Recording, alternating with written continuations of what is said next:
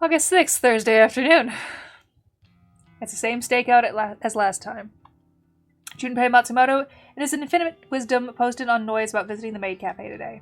Don't know why he doesn't set his profile to private, especially after I followed him home last time. But I won't be following him again today. I'll confront him inside the maid cafe, a place where Aoi is unlikely to be since she quit the job a while ago. Although, did she really quit? If memory serves, she was dressed as a maid last time I encountered her. I actually had that thought running around in my head. Not too long ago. It's not that I have qualms about killing her. In fact, I'm not even bothered that Noriko is okay with ordering her death. I'm just thinking about the future. When Noriko and I marry, we'll want friends and family to attend the wedding. Noriko will need bridesmaids, a maid of honor. Aoi will be perfect for one of those roles. By sparing her life now, I can kick off my new life with Noriko on a high note. I'm aware other people will be present in the cafe. I have no intention of hurting them. I'll force as many as possible to evacuate, or I'll corner Junpei somewhere private. The dog himself arrives as I'm playing through possible scenarios in my head. He waltzes through the front door, completely oblivious to my presence across the street. I'll give him some time. Let him get comfortable, lower his guard. The weight of the blade inside my pocket is unfamiliar. Not like it's so heavy that it will restrict my movement, just feels strange. Figured it was better not to tackle this unarmed as an emergency measure. After 20 minutes, I approach the maid cafe's entrance.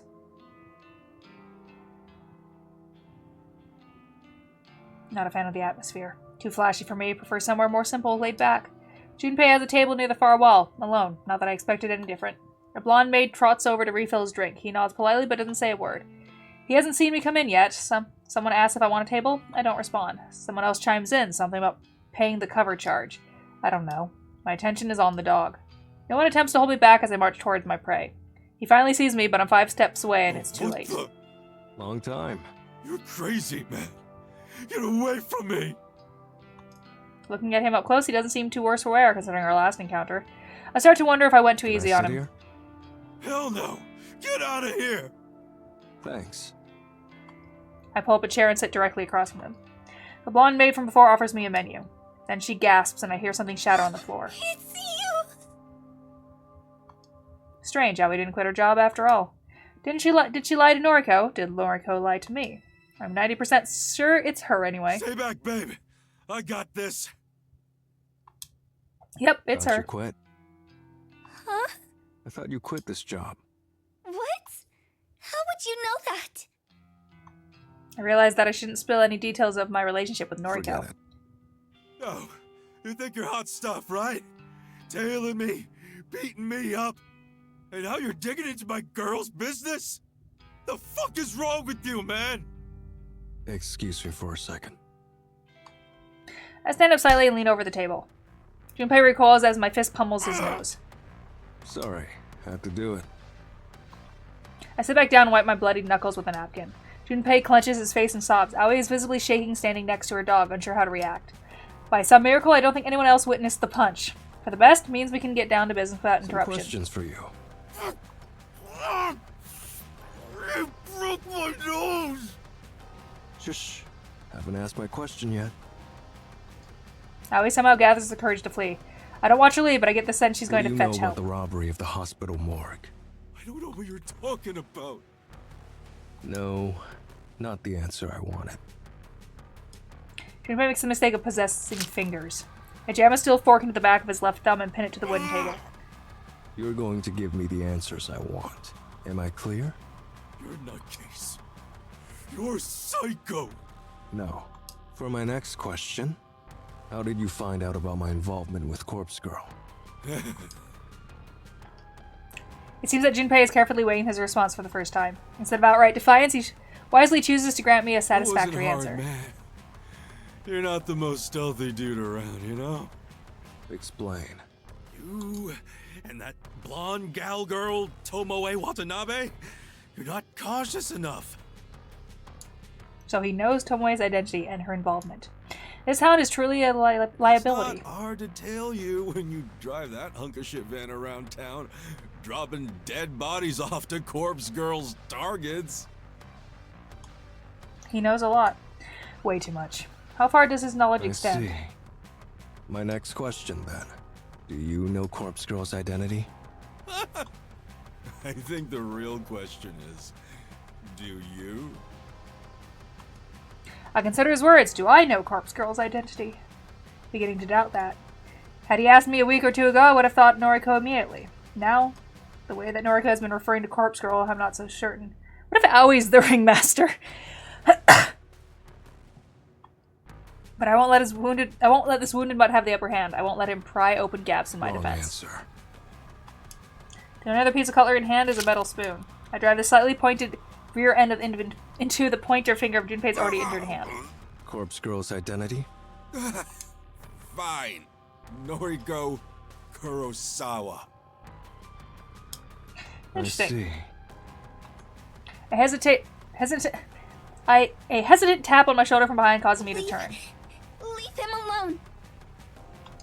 Aoi has somehow gathered a half-dozen other bystanders. They're all glaring at me, fists clenched, ready to try and forcibly remove me from the premises. We're not done here. Come back later. Let my Junpei go. Stop hurting him. For an outwardly meek girl, Aoi has more courage than I expected.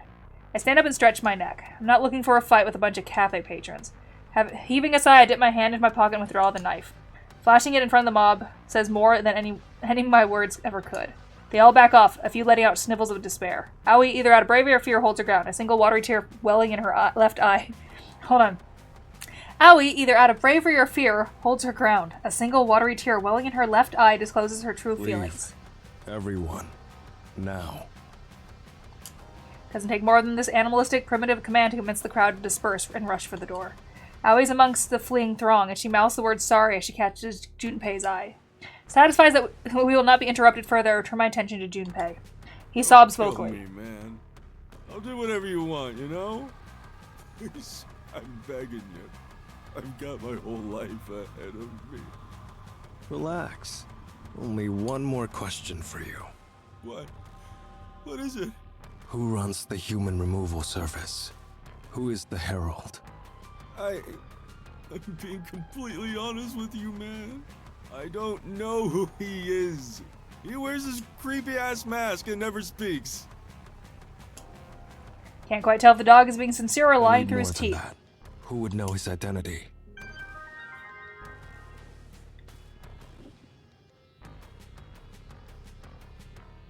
Shit.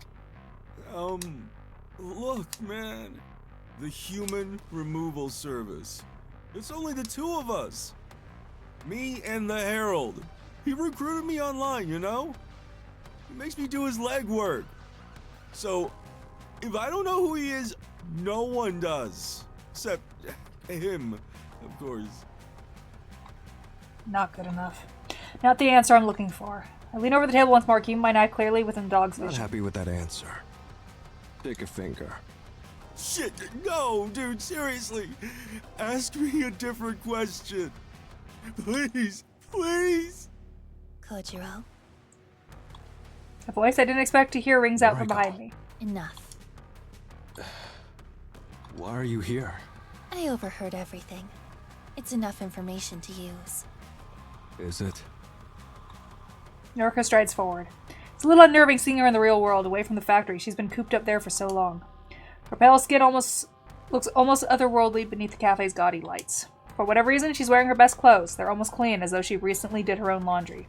She walks with purpose, one foot in front of the other, but her gait is unsteady and she is visibly trembling. At the end of her path, she rests her palms against Junpei's table and takes a calming You breath. stole the corpses from the morgue. No.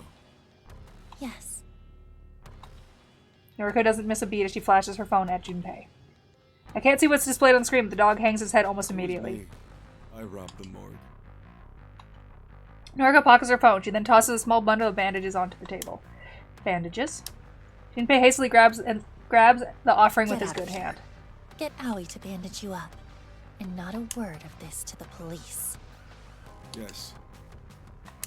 With a great deal of effort and grimace, Junpei plucks the cutlery from his pierced hand and yelps. Not daring to remain in my presence any longer, he bolts toward the door. I mean, he probably won't go to the police. If he went to the police, then he's kind of telling on himself, too. We're just letting him go? Yes. Don't understand. You don't need to. Don't like that. Don't feel comfortable not knowing what's going What did on. you show him on your phone? Leave it, Kojiro. Put the knife away.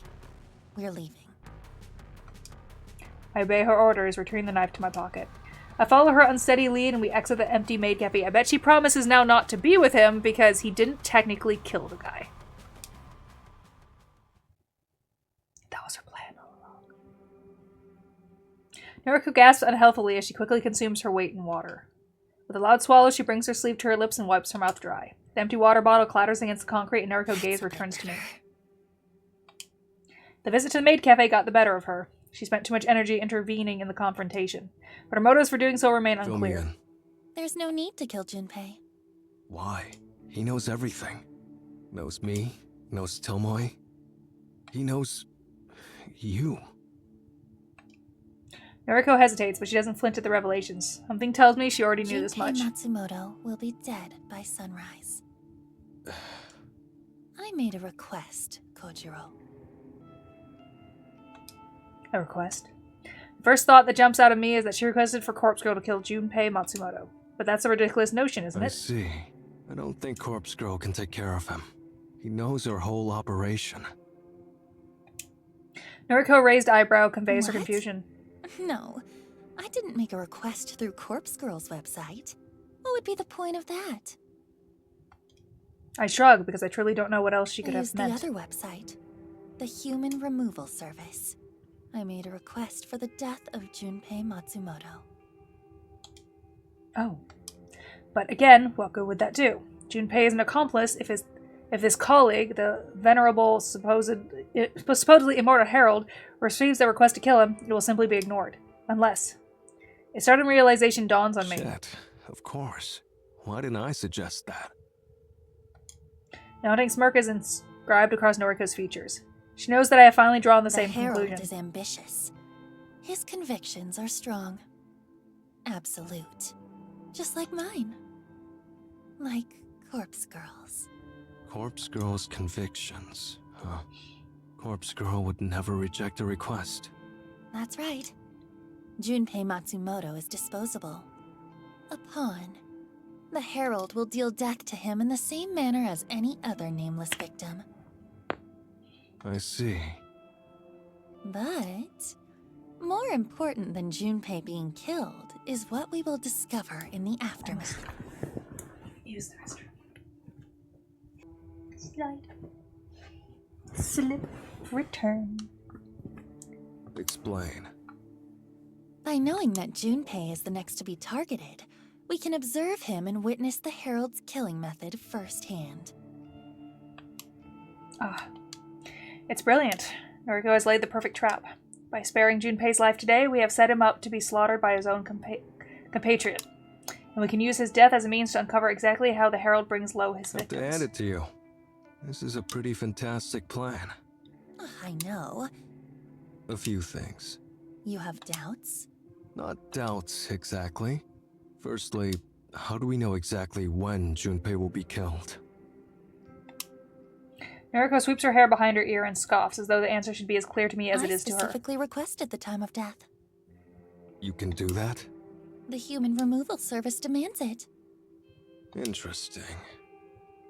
Second topic. What if you're wrong? What? What if the Herald isn't willing to kill his own ally? In that case, it will prove something important. It will prove that we're dealing with a complete amateur. Someone whose convictions could never reach the strength of Corpse Girl's. And just like that, Noriko reaffirms my earlier suspicions. Corpse Girl truly would destroy her own allies in order to see her ambitions fulfilled. Tomoe and myself, our souls are shackled to Corpse Girl's own black void, yet we are not safe from her wrath. Should Noriko will it, our flames will be snuffed out in moments. We are nothing to her. Dirt, dust, ash. We will be blown away like the useless incinerated remains of a cadaver. Understood. Let's uncover the secrets behind the Human Removal Service. Dun dun da da da da dun dun dun. Gonna go find out. August 7th, Friday morning. Another early morning. If you can call it that, I haven't gone to sleep yet, so it still feels like late night. Noriko has me on a short leash. Thinks she knows it too. Apparently she specified this as the place of Junpei's death. Don't know how she knew of it. This parking complex belongs to Junpei's apartment building. It extends 2 or 3 levels underground. Again, Noriko specified the exact location of the death. The human removal service seems to take users' requests very seriously. How much further in? Shh. Keep your voice down. I'm just looking for a good vantage point that we can hide. Her words are severed by a violent gasp. Unable to speak another word, she simply points. My eyes obediently follow the direction of her slender finger. It's Owie. Darn a skirt. Oh. I think Owie also lost her shit. Disappointing. Missed the main event. Junpei Matsumoto is already dead. He's floating in a sea of his own lifeblood. Vicious stab wounds particularly glow red along his back. After examining his remains, I turn my attention to the less interesting figure standing motionless behind him. The masked stranger looks like the villain from a B-rated slasher film. He's covered from head to toe in dark clothing, a zipped-up jacket with extra long sleeves, a hood, a skirt. The cut of the figure's clothing combined with his physique gives me the impression that he may in fact be female. Is this the Herald we've been searching for? The bloody corpse at her feet would suggest that it is so. The mask? It's simple. White, probably porcelain. It's reminiscent of something. Some fictional character or maybe some film villain, after all. The Herald still hasn't moved. She's as still as a statue, gaze vacant, her eyes impossible to discern behind the mask. Herald? For the first time, the figure moves. It's a startling, jerky motion like a mannequin or a puppet being pulled by strings. Her head cocks to the side, she seems to notice our presence for the first time. But an answer to Noriko's question is not forthcoming. I step up to the plate. Immortal? The Herald doesn't react to my voice like she reacted to Noriko's. She has returned to a stiff, doll-like state. Pretty easy to prove if someone or something is immortal, and I've always had a curious mind. I draw the knife from my pocket and launch at the mannequin. The blade embeds itself in the thing's shoulder, and she doesn't so much as flinch as a trickle of blood pools around the shining steel. Mr. Hart. Kojiro, why did you do that? I shrug and take a step toward the Herald, before Noriko tugs at on my coat and holds me back. She takes my place and puts herself between me and the Herald. Tell us who you are. We deserve to know that much. Something in Noriko's words, the sound of her voice, and the tone of her plea causes the Herald to move once more in acknowledgement. But the motion this time is quick, fast calculated. The Herald moves a sleeved hand to withdraw the knife from her shoulder, and she allows the blade to drop down to the concrete ground with a dull ting. It's gonna be Owie. Before the knife hits the ground, the Herald turns her back to us and breaks into a sprint. Shit. Not cut out to chase her. Don't bother. We won't catch up. The Herald disappears into the darkness of the parking lot. We're left standing by the corpse of Junpei Matsumoto. We didn't see the killing, but at least the request was granted. She's right. Her gambit paid off. The Herald killed her own ally. She has proven her convictions are strong. I crouch down to examine Junpei's corpse, but it's hard to get a good look in the darkness. Regardless, it's clear that the dog is dead. Body? Going to send a text. Huh? Who are you messaging? See if I can pull a few strings. Wouldn't mind if the corpse ended up at my morgue. What are you planning? Nothing. Really. Just want to prod and poke a bit. Noriko's subsequent grunt is a clear indication that she doesn't fully believe me. Do what you want. I've gained as much from this as I had hoped. I let her trail off as I turn my attention to my phone. I swipe through my contacts and quickly compose a message to a few people in particular. If all goes well, an investigation team will shortly arrive to examine this scene.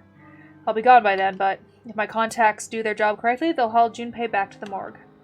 I pocket my phone and scurry toward the blood-soaked knife I launched at the Herald. It slides back into my pocket, and I signal to Noriko that we should depart. Junpei Matsumoto. She waves half-heartedly at the corpse and lets out a childlike giggle.